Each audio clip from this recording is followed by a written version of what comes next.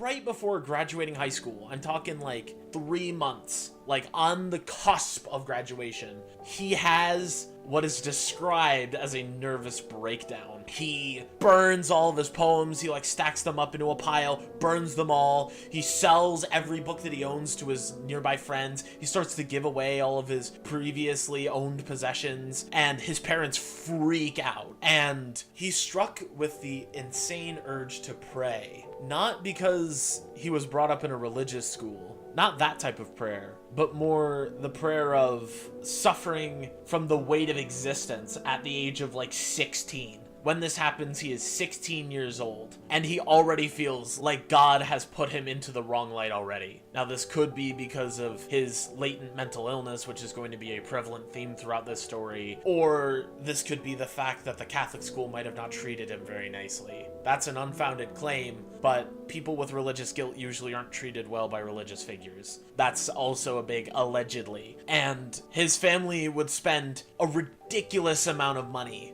to try and cure him from this breakdown. He will be in and out of sanatoriums with honestly very little success. None of these methods to cure him work. A lot of them are mainly just primitive forms of, talk it out and we'll go from there. Or just, we'll lock you in a room for however long. However, during this stint of him being in and out of mental hospitals, he was conscripted into the French army for World War I in 1916. However, he never served.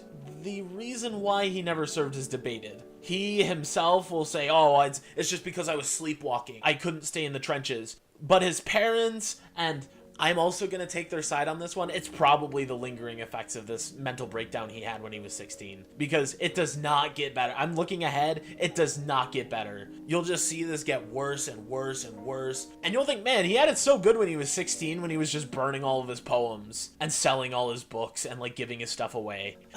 Also during this time, he claims to have been assaulted